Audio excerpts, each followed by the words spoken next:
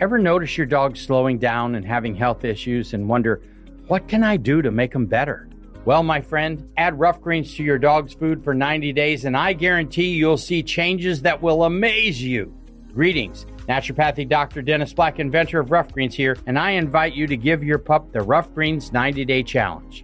In the first 30 days, you'll see shinier coats and increased energy. By day 60, your dog will have a stronger immune system, less shedding, improved joint function, all due to the live nutrients that you've added to their diet. And at 90 days, better digestion, reduced inflammation, improved heart health, and you may even have reduced their cancer risk. Fetch your dog a free Jumpstart trial bag today. Go to roughgreens.com, use promo code 90day. That's ruffgreens.com. Use promo code 90day. You just cover the shipping. You don't have to change your dog's food to improve your dog's health. Just add a scoop of Rough Greens. Yes, Roma wines taste better because only Roma selects from the world's greatest wine reserves for your pleasure. And now, Roma Wines, R-O-M-A. Roma Wines present Suspense. Tonight, Roma Wines bring you Miss Angela Lansbury in A Thing of Beauty, a suspense play produced, edited, and directed for Roma Wines by William Spear. Suspense, radio's outstanding theater of thrills, is presented for your enjoyment by Roma Wines. That's R-O-M-A, Roma Wines. Those better-tasting California wines enjoyed by more Americans than any other wine. For friendly entertaining, for delightful dining. Yes, right now a glassful would be very pleasant, as Roma Wines bring you Angela Lansbury in a remarkable tale of suspense.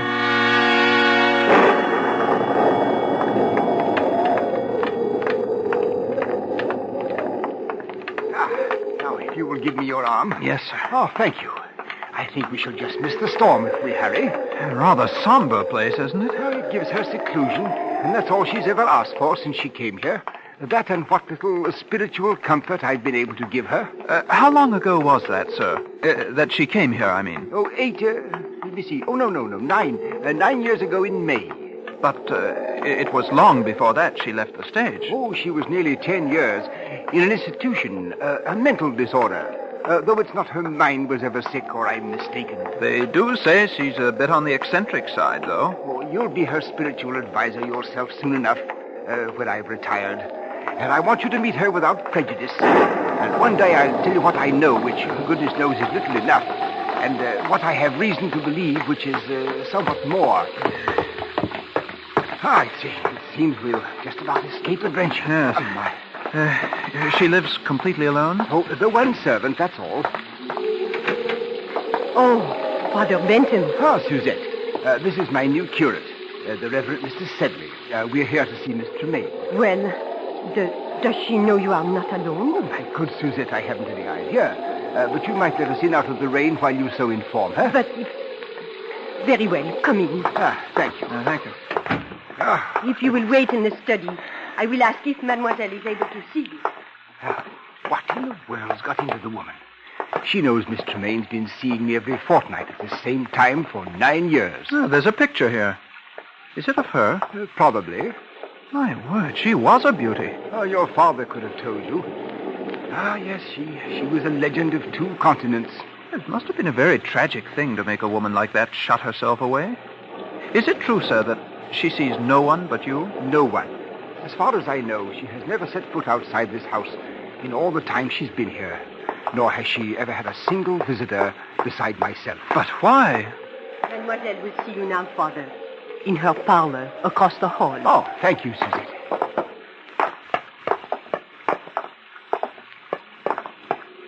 Father Benson. Hello. Come in. Thank you. I do hope you don't mind my receiving you in the dark, but I have a mortal dread of light during a storm. Oh, not at all, my dear. You'll find 2 quite comfortable chairs just there by the window, I think. Oh, thank you. Madeline, this is my new curate, Mr. Sedley. Oh, yes, Mr. Sedley. It's a great pleasure to meet the famous beauty, even in the dark. Yes, I suppose you've heard of my beauty, Mr. Sedley. You know, as you came in, I was looking at this little gold mirror. Engraved on the back are the words, "A thing of beauty is a joy forever." Ah, Keats. Yes, Oscar gave it to me. Oh? He said it was a magic mirror. "When you are very old, Madeline," he said, "you will only have to look in it to see yourself as you are now, young and radiant and a joy forever." And I've believed ever since that Oscar was really something of a magician, because you know it's true. Was that Oscar Wilde, Miss Tremaine? Yes, dear Oscar, dear dead days. I suppose you've already heard of all the wild tales of my lurid past, Mr. Sedley? Oh, no, Miss Tremaine, I assure you I don't believe that Father Bentham has ever caught me in a very reminiscing mood, have you, Father? But since you will one day be vicar here, Mr. Sedley, perhaps it would be better if you heard the truth from me. Miss Tremaine, don't think I... Oh, the truth is wild enough. It all began, I suppose, when John Gaylord gave me my first speaking part. That was, too far ago to tell. My hair was a little darker. My voice was not quite as rich as it is now. A trifle more silvery, perhaps. John and Nell Garrett were the leads, and my part, well, it was one of those obscure little parts that no one pays any attention to until some obscure little actress comes along and makes the start of a career with it. It was then that I first experienced what will always be to me in all the range of human feelings, the supreme exaltation when you hear the full frenzied applause of an audience for you alone. Thank you. Thank you.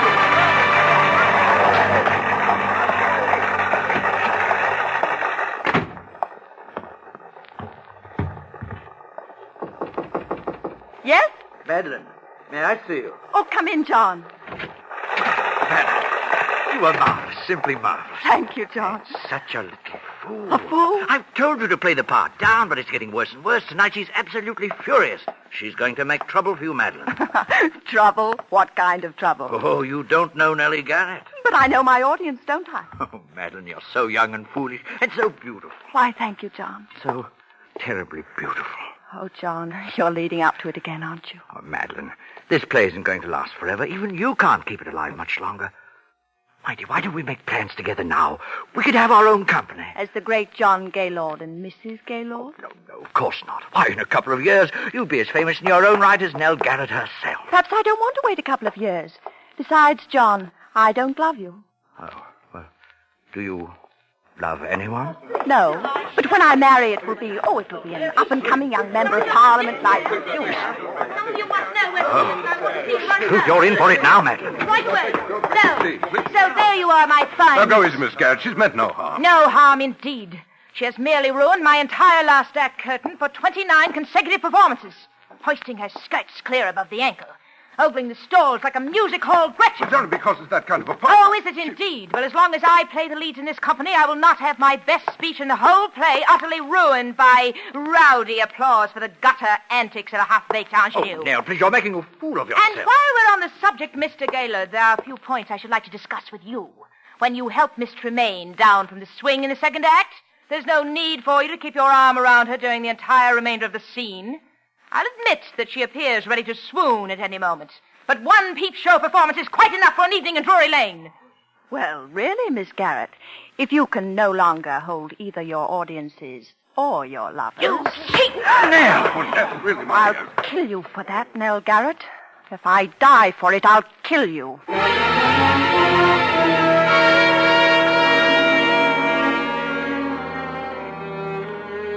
I left the theater and walked aimlessly out into the night, my eyes blinded with tears.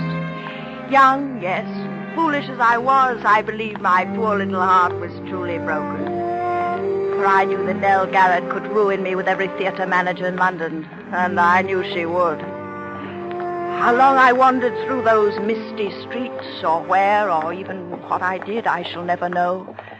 But just as dawn was breaking, I found myself, by some odd twist of fate, passing by the lodgings of John Gaylord. On a sudden impulse, I climbed the steps to his door. Yes? Madeline. Hello, John. My darling, did anyone see you? See me? Come in. Where have you been? Oh, just walking. Good Lord. Alone? Yes, why?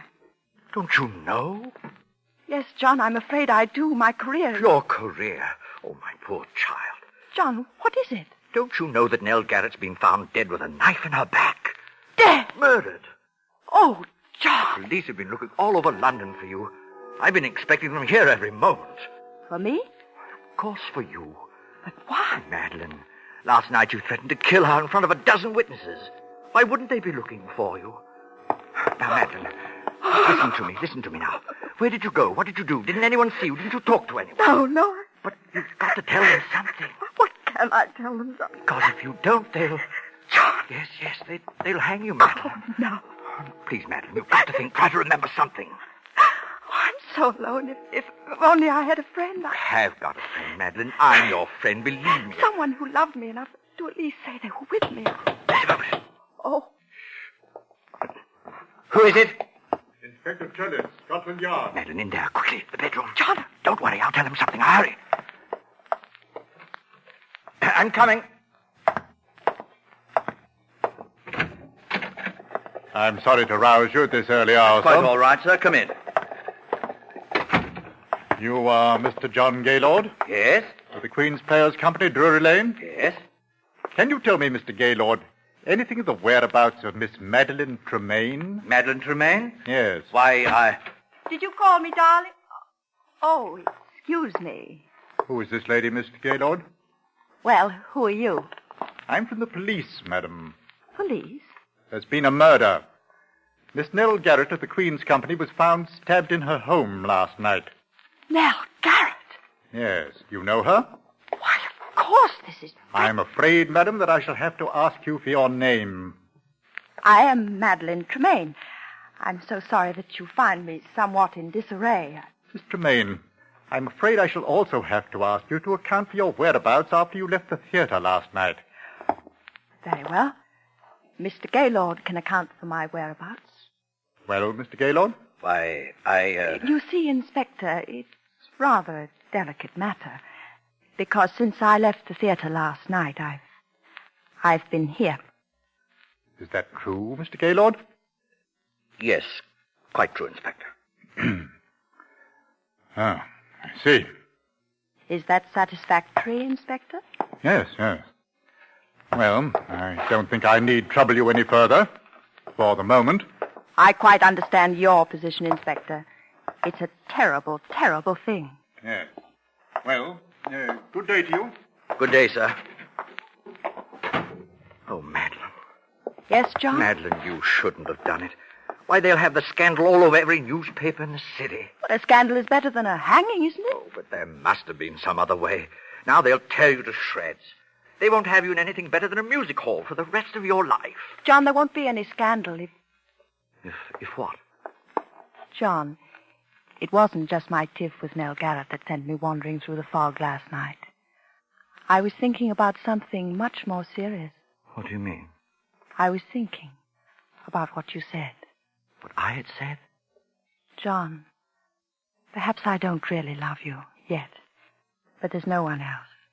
And you're the finest, kindest man I've ever known. Madeline. And now perhaps you've saved my life. Oh, Madeline, I love you more than anything else in this world. But I wouldn't have you marry me for gratitude. I wouldn't marry any man for gratitude. Madeline, if I were to tell you that I wasn't here last night either, that I couldn't explain my whereabouts... Oh, I see. Would you still marry me? Yes, John, I will marry you.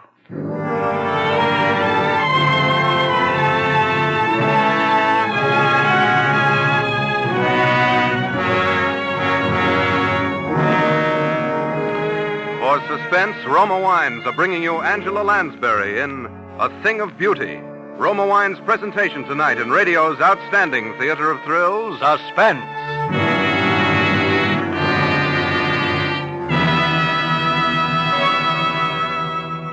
Between the acts of Suspense, this is Truman Bradley for Roma Wines. Whether you serve wine infrequently or often, enjoy the better taste of Roma wines. Yes, Roma wines give you more pleasure with every sip, are better 3 ways, in fuller bouquet, richer body, and better taste. To bring you better tasting wine, Roma begins with California's choicest grapes. Then, with ancient skill and wine-making resources unmatched in America, Roma master vintners guide this grape treasure unhurriedly to tempting taste perfection. These choice wines are then placed with mellow Roma wines of years before. And from these reserves, the world's greatest reserves of fine wines, Roma later selects for your pleasure. This holiday weekend, enjoy rich Roma California port or Tokay. Serve after dinner or in a tall glass with ice and soda as a refreshing warm weather cooler. Served any way, Roma tastes better. That's why more Americans enjoy Roma than any other wine. Ever notice your dog slowing down and having health issues and wonder, what can I do to make them better? Well, my friend, add rough greens to your dog's food for 90 days, and I guarantee you'll see changes that will amaze you. Greetings. Naturopathic Dr. Dennis Black, inventor of Rough Greens here, and I invite you to give your pup the Rough Greens 90-Day Challenge. In the first 30 days, you'll see shinier coats and increased energy. By day 60, your dog will have a stronger immune system, less shedding, improved joint function, all due to the live nutrients that you've added to their diet. And at 90 days, better digestion, reduced inflammation, improved heart health, and you may even have reduced their cancer risk. Fetch your dog a free Jumpstart trial bag today. Go to roughgreens.com. Use promo code 90day. That's ruffgreens.com. Use promo code 90day. You just cover the shipping. You don't have to change your dog's food to improve your dog's health. Just add a scoop of Rough Greens. That's R-O-M-A, Roma. Your best buy in good taste. And now Roma Wines bring back to our Hollywood soundstage Miss Angela Lansbury, who as Madeline Tremaine resumes the recital of her brilliant and stormy career. It is a tale told to 2 clergymen in a darkened room. A tale well calculated to keep them and you in suspense.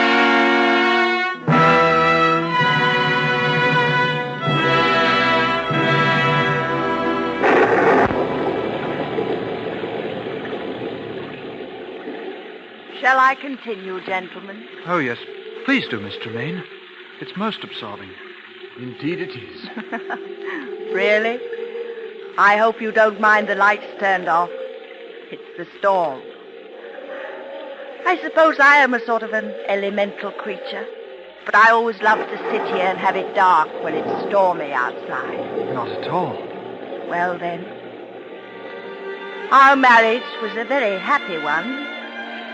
Perhaps not entirely in the high tradition of grand passion, but a thoroughly comfortable, civilized relationship. Until something happened which is so often a tragic feature of wedded life between 2 staged personalities. You see, for the first 2 seasons, John and I always played together. And then managers began to ask for me alone. What could I do? I was young, just reaching the peak of my career. John was past his prime and popularity, and so at last he had no longer even tried to have a career, but lived along on false hopes and idle dreams and tiresome reminiscences, and, well, took up those little hobbies to pass the time away.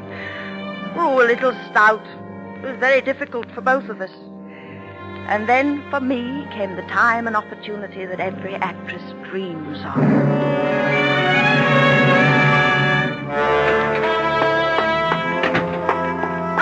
Mademoiselle. Hello, Susette. I've got the most wonderful news. The most wonderful, wonderful news. That you, Madeline? I'll tell you all about it later. Oui, mademoiselle. Yes, John? Come in here a moment. I want to show you something. Where are you? I'm in here in the den. Oh, good heavens. Now what? I thought I'd keep it a secret until I had my first exhibit, but I couldn't wait. I've taken up etching. Etching? Yes. Look, here. What's that? You? What? Well, it's only the copper plate, of course. You see, the whole principle of etching is... Oh, Madeline, look out. What's the matter? matter? You almost knocked over that vat of nitric acid. One drop of that on your beautiful white skin would burn a hole right through you. Well, if you must have that sort of thing around, darling. Well, of course, that's the whole thing. You see, the sketch simply scrapes the wax off the copper plate. Then you drop it in the acid. Well, that's very interesting, darling, but... Oh, yes. Well, tell me, what happened in town? Anything? Anything. Everything. Some plans, eh? Anyone ask for me? Oh, yes, everyone asked for you, John. I told them you were well. No, I mean, well, I thought there might be a couple of decent plays for a change. I might consider something. Yes. John, darling, how are you on Romeo? Romeo? Yes, you see, Maxwell has finally asked me to do a Shakespeare repertory. And high time, by the way. I'm starting in Romeo and Juliet, and I needed... Madeline, why didn't you tell me Romeo? We'll be a sensation. It's just the very thing I need. I know. You. Now, John... I can do it all right. I take off a little weight, brush up in the lines. I've done it before, you know. I know. John, darling. Madeline. Oh, you're the dearest wife and the best friend a man ever had. You know, lately I've actually wondered sometimes if you might not think I wasn't... Oh, my darling. I know, John, but don't count too heavily on this. I'm not quite sure yet that things will work out. Work out? How else can they work out but perfectly? Very well. I'd like to begin reading here at home first, tomorrow evening.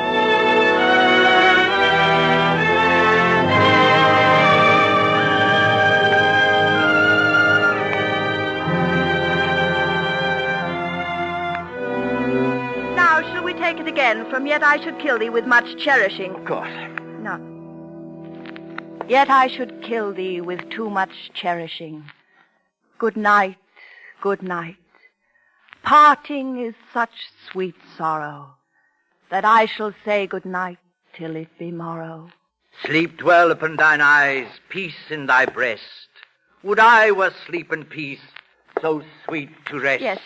Yes, but you see, on those last, you should really already be moving off the stage. You don't want to make too much of them. After all, the scene really ends when Juliet leaves the balcony. Well, I know, but you can't just throw them away, Madeline, dear. Those are very famous lines. Yes, but, John, we mustn't think so much in terms of lines as of performance. Pardon, mademoiselle. Yes, Suzette. Monsieur Alexandre Duncan is here. Oh, yes, show him in. Oui, mademoiselle. Alan Duncan, what's that young ham coming around for? Well, John, I've been meaning to tell you. Hello, Madeline. Hello, Alec. You know my husband? Oh, why, yes, of course. How do you do, Mr. Tremaine? The name is Gaylord. Oh, yes. Of course, Mr. Gaylord. Well, I say, aren't I the luckiest fellow in the world? Are you? John? To be playing Romeo opposite Madeline Tremaine? Oh, Madeline, when I got your cable, I could hardly believe it. I jumped on the boat without even packing a bag. Is something wrong? John, I've been trying to tell you, but I didn't want to hurt your feelings. If I've interrupted something... No, it's all right, Madeline. Alec. John, please don't make a scene. I had to have someone to rehearse with me until Alec got here, and I knew you wouldn't be the slightest help to me if you thought... Oh, Madeline. John, why must you make an issue of this? I've always known you were a thoughtless, selfish woman. But I never would have believed that you could do anything quite so vile. How dare you speak to me that way? You didn't really think that a man with a 40-inch waistline and a double chin could ever play Romeo, did you? Madeline, I say... Get out of here. Get out. Get out. Get out. I say... Oh, I have to go and apologize, I suppose.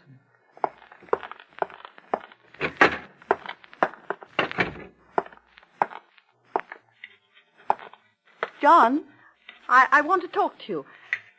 John? Madeline, be careful of that acid. Acid? Oh, John, I'm terribly sorry for what I said. It was beastly of me, and It's quite all right, Madeline. Oh, John, I knew you'd see it that way when you came to think. Yes, because you see, I am going to play Romeo. Oh, really, John? Must we go through it all over again? Madeline, I've forgiven and forgotten a lot of things since we've been married. I pushed you out in front. I've given you the spotlight. And watched your regard for me become somewhat less than for your servant, if somewhat more than for your dog. John, now look here. But this, if only for my self-respect, I will not allow to dangle before my eyes the thing that I wanted most in all the world, except your beauty, that I gave it up for. The thing I've been wanting so much I didn't dare admit it to myself. And then to have you snatch it from me. No, Madeline, no.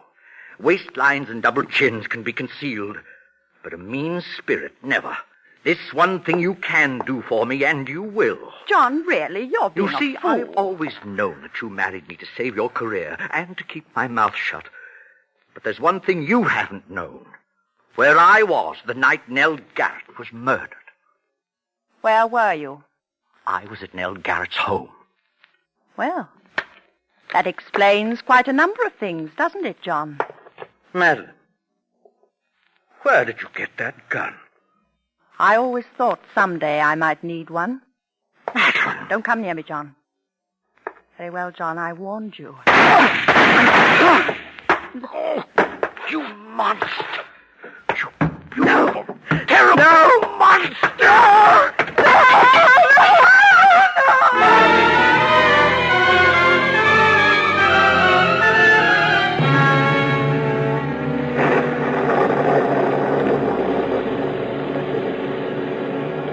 You see, as he sank to the floor, he hurled the bowl of acid at my face.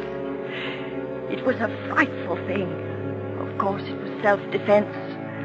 And I was never even brought to trial, particularly when I told that it was he who killed poor Nell Garrett. But I suffered a complete nervous collapse. I suppose I never really recovered. And yet Providence always seems kind to leave something to be thankful for, even in the worst of tragedies. Because, you know, not a single drop of acid ever touched me.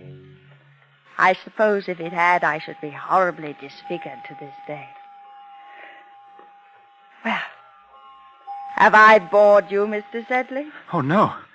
Oh, no, Miss Tremaine. Goodness gracious. Well, Madeline, the storm is almost over. I think we'd best push on. Must you? Well, excuse me for just a moment. Oh, of course, my dear. Oh, my word. The poor woman. Yes. I say, look here. What is it? This mirror. It's not a mirror at all. It has a picture pasted in it. The photograph that's in the study. Oh, poor Madeline. Father Bentham, Mademoiselle would like to speak with you a moment before you go. Oh, yes, of course. Very well. I'll only be a moment, Sedley. This way, Father. Thank you. Ah, Father. Well, Madeline? You may turn the lights on, Suzette, as you go. Oui, Mademoiselle. So that is your young curate, Father Bentham. Yes. Do you like him? He seems like a dear boy, but... But what, Madeline? I'm afraid I can't see him again. Madeline, why? Well, I don't want to hurt his feelings, but it would not be the same. You have been my only true friend in all these years. And when you are gone, I would rather be alone again. I'm sorry, sir, but Mrs. Stotz is outside. Her little girl is dying, and when she heard you were here, she... Go away. Madeline! What? Go away. Go both. Come, sir. Go away. Go away. Good Lord. Poor Madeline. It was too much for her. Yes. Oh, she killed them both, of course.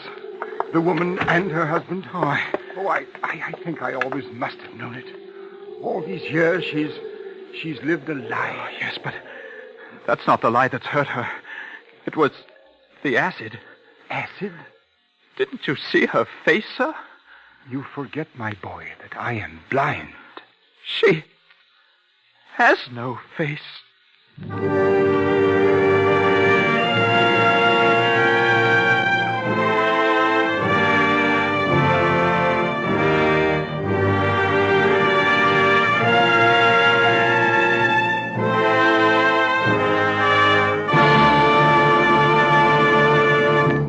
Suspense, presented by Roma Wines. R-O-M-A, Roma, America's favorite wines.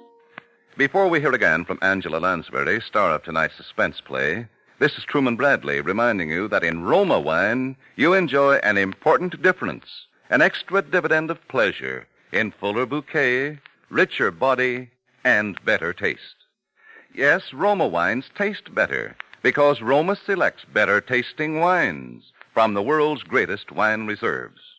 Discover for yourself why more Americans enjoy Roma than any other wine. This weekend, serve Roma California Burgundy or Sauterne with dinner. You'll agree that Roma is a premium wine in everything but price. And now, Angela Lansbury. Hello. I've had many a thrill myself listening to Suspense. and I hope we were able to send a few chills up and down your spines tonight. I'm sure next week's program will, when Roma Wines bring you Hume Cronin in Make Mad the Guilty. It's a real thriller, so don't miss it. Good night. Angela Lansbury appeared through arrangement with Metro-Goldwyn-Mayer, producers of High Barbary, starring Van Johnson and June Allison. Tonight's suspense play was written by Robert Richards from an original story by Elizabeth Heaston Heish. Next Thursday, same time, you will hear Mr. Hume Cronin as star of Suspense. Produced and directed by William Spear for the Roma Wine Company of Fresno, California.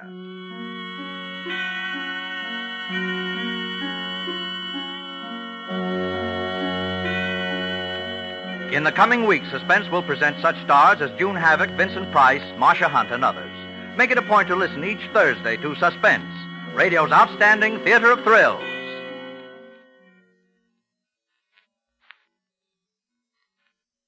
A famous name presents a great experience in taste luxury.